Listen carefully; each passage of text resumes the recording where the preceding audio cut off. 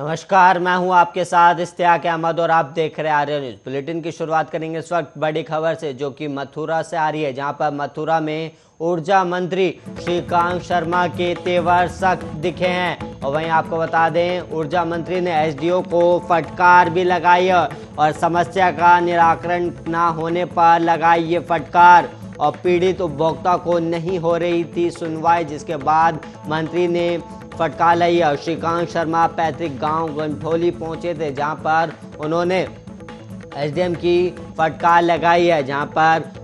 पीड़ित की सुनवाई नहीं हो रही थी। उससे परेशान पीड़ित ने ऊर्जा मंत्री से शिकायत की और ऊर्जा मंत्री श्रीकांत शर्मा के तेवर सख्त देखने को मिले, जहां पर ऊर्जा मंत्री ने एसडीओ को फटकार लगाई और जल्द ही समस्या का निपटारण करने के लिए आदेश भी दिए। और समस्या का निराकरण ना होने पर ऊर्जा मंत्री ने एसडीओ को फटकार लगाई और पीड़ित उपभोक्ता की नहीं हो रही थी सुनवाई कहीं भी। इसके बाद ऊर्जा मंत्री श्रीकांत शर्मा ने पैतृक गांव गंटोली पहुंचे थे, जहां पर उनसे शिकायत की गई, जिसके बाद उन्होंने एसडीओ की फटकार लगाई है।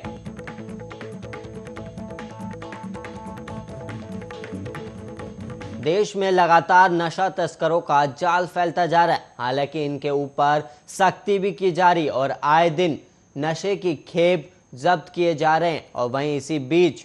डायरेक्टरेट ऑफ रेवेन्यू इंटेलिजेंस ने 972 किलो गांजा समेत 3 तस्करों को गिरफ्तार किया है। और वहीं डीआरआई के अधिकारियों ने बताया कि गांजा आंध्र प्रदेश से तस्करी करके लाया जा रहा था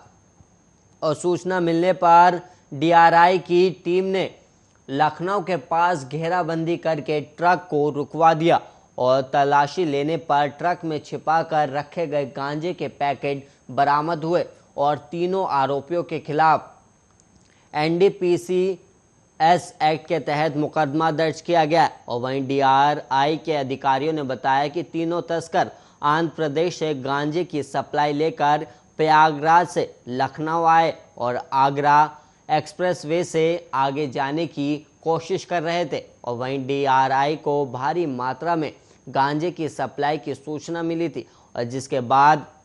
एक टीम ने संदिग्ध ट्रक की तलाश में घेराबंदी शुरू की और लखनऊ के पास ट्रक पहुंचा तो उसे जांच के लिए रोक लिया गया। और वहीं सामान्य तौर पर देखने में ट्रक में कुछ भी नज़र नहीं आ रहा था, लेकिन पट्टरों के बीच खाली जगह बनाकर गांजे के तमाम पैकेट छिपाए गए थे।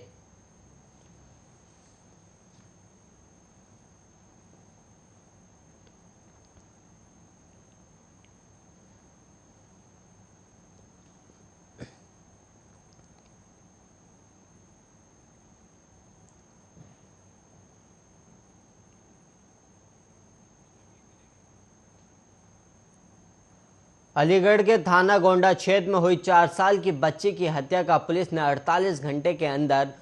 खुलासा कर दिया और वहीं अभियुक्त को भी गिरफ्तार किया है। और वहीं आरोपी मृतक के परिवार के पूर्व परिचित घर से कुछ ही दूरी पर रहने वाला निकला और यह आरोपी दरअसल पुलिस के गठित टीमों द्वारा अभियुक्त को गिरफ्तार कर लिया गया, जिसके बाद आरोपी ने दुष्कर्म के बाद हत्या की बात स्वीकार की है। और दरअसल 26 सितंबर को थाना गोंडा क्षेत्र के गांव नगला बिरुखू में शाम 4 वर्षीय बच्ची की गायब हो जाने के संबंध में पुलिस को सूचना मिली थी और पुलिस ने तत्काल मुकदमा पंजीकृत कर बच्ची की जांच शुरू कर दी थी। और वहीं 27 सितंबर को बच्ची का शव पुलिस और परिजनों को गांव के निकट धान के खेत में पानी के गड्ढे में मिला था, जिसके बाद पुलिस जब मृतक बच्ची के शव को ले जाने लगी तो गाँव वाले आक्रोशित हुए थे और उन्होंने पुलिस पर पथराव भी किया था, जिसमें कुछ पुलिस वाले भी घायल हुए थे। और घटना को गंभीरता से लेते हुए एसएसपी कलानिधि नेथानी द्वारा स्वयं मौके पर पहुंचकर घटनास्थल का निरीक्षण किया गया। घटना के खुलासे के लिए एक टीम एसपी ग्रामीण और एक टीम थाना स्तर और 2 टीमें जनपद स्तर पर कुल 4 टीमें गठित की गई थी और टीमों को ब्रीफ कर घटना के बाद से गाँव से गायब हुए आपराधिक नशेड़ी प्रवृत्ति के व्यक्तियों की पूर्ण जानकारी कर वास्तविक अभियुक्त का पता लगाने के लिए निर्देश दिया गया था और साथ ही गांव में अतिरिक्त फोर्स लगाया गया था और टीमों द्वारा सुरागर्शी करते हुए सभी दुकानदार, पड़ोसी आदि से जानकारी प्राप्त करते हुए कई संदिग्ध चिन्हित किए गए और थाना गोंडा पुलिस और जनपदीय क्राइम टीम द्वारा गांव के करीब 200 से अधिक लोगों से गहन पूछताछ की गई थी।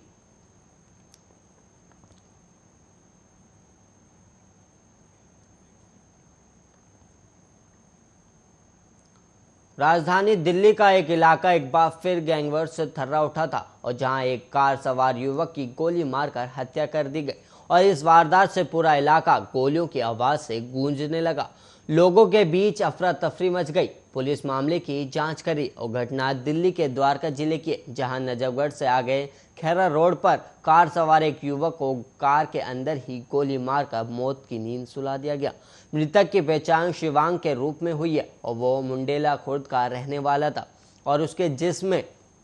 2 गोलियां पाई गई है और हमलावर बदमाश भी कार में सवार होकर आए थे। और पुलिस से मिली जानकारी के अनुसार शिवांग पर हमला करने वाले बदमाश एक स्विफ्ट कार में मौके वारदात पर आए थे, जिनकी संख्या 2 से 3 बताई जा रही है, जिन्होंने उस पर ताबड़तोड़ फायरिंग की। और पता चला है कि मृतक शिवांग मंजीत महल गैंग से ताल्लुक रखता था, जबकि हमलावर नंदू गैंग से ताल्लुक रखते हैं।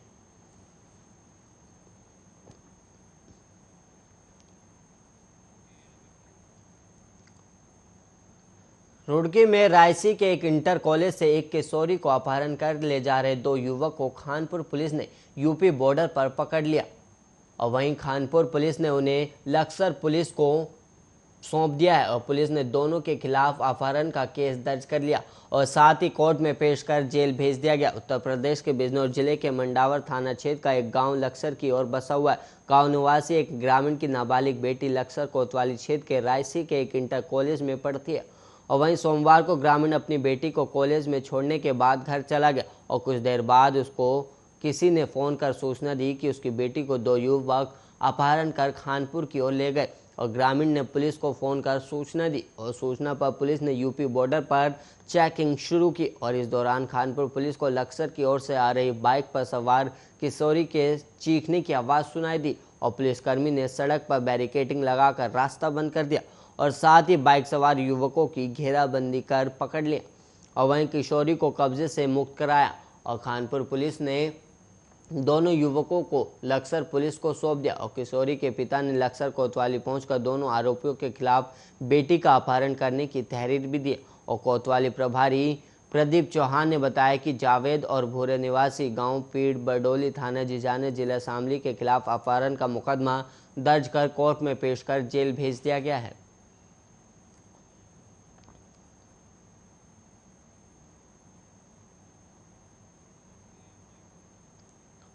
उत्तराखंड की राजधानी देहरादून के महिला ITI प्रांगण में मंगलवार को आयोजित मेगा स्वरोजगार शिविर में उद्घाटन अवसर पर मुख्यमंत्री पुष्कर सिंह धामी ने कहा कि राज्य में उद्योगों और स्वरोजगारों को बढ़ावा देने के लिए नीतियों का आसान बनाया जा रहा है और कहा कि औपचारिकताएं जितनी कम होगी काम उतनी ही आसानी से हो सकेगा। और इस अवसर पर मुख्यमंत्री ने MSME के 1, MSY के 12, PMGP के 5 और पशुपालन, कृषि और मध्यम उद्योग के 16 लाभार्थियों को ऋण के चेक वितरित किए। और मुख्यमंत्री ने कहा कि सरकार स्वरोजगार और उद्योग धंधों को आगे बढ़ाने का काम कर रही है और उन्होंने सभी विभागों और अधिकारियों को प्रक्रियाएं आसान करने के निर्देश भी दिए हैं ताकि काम करने वालों को अनावश्यक परेशान न होना पड़े और रोजगार के अवसर पैदा करना सरकार की प्रमुख जिम्मेदारी है। इसके लिए सरकारी विभागों में रिक्त पदों पर भर्तियां प्रक्रिया तेज कर दी गई है और युवाओं को रोजगार और स्वरोजगार से जोड़कर रोजगार देने वाली सोच विकसित की जा रही है। और वहीं नैनो योजना के तहत छोटे उद्यमियों को लघु उद्योग के लिए 50,000 तक का ऋण और 20,000 की सब्सिडी के साथ मिलेगा। इस मौके पर सैनिक कल्याण और उद्योग मंत्री गणेश जोशी ने कहा कि 113 करोड़ के ऋण स्वरोजगार के लिए दिए गए हैं और करीब 6,000 इकाइयाँ खोली गई जिनके अंतर्गत लोगों को रोजगार मिला है। ग्रामीण क्षेत्रों के युवाओं के लिए माइक्रो ऋण योजना लाई जा रही है। इससे युवाओं को छोटे छोटे ऋण लघु सूक्ष्म उद्योग के लिए मिल सकेंगे। और मुख्यमंत्री और जोशी के साथ ही विधायक खजानदास, जिलाधिकारी doctor R Rajesh Kumar, CDO Nitika Khandelwal ने आयोजन स्थल पर लगे स्टॉलों पर निरीक्षण किया और जिलाधिकारी ने स्टॉल में आने वाले सभी लोगों को योजनाओं की जानकारी देने और पूर्ण प्रक्रिया समझाने के निर्देश भी दिए हैं।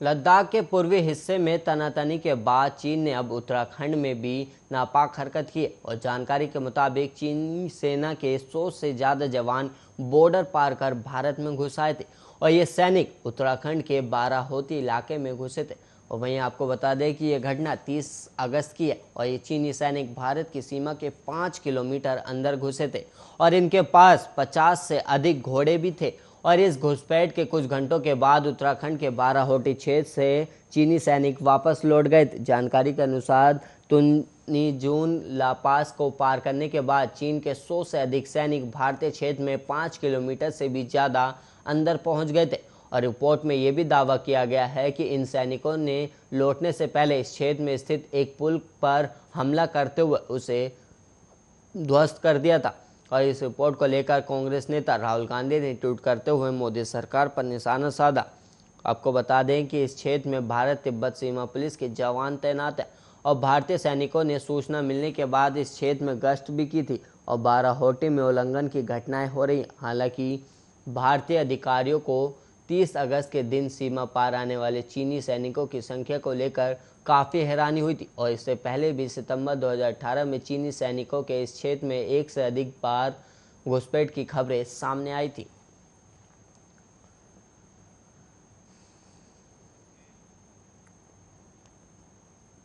मई में गुरु से विवाद होने के बाद शामपुर के कांगड़ी स्थित आनंदगिरी के आश्रम को हरिद्वार रुड़की को सील कर दिया गया था और वहीं इसके बाद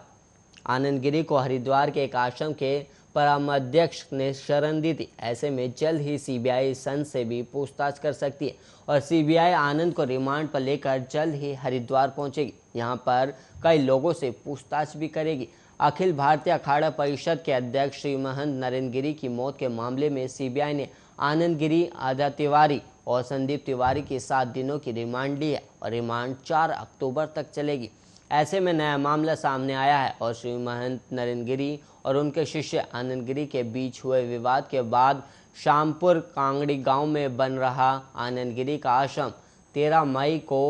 एचआरडीए ने सील कर दिया था और आश्रम पर सील लगने के बाद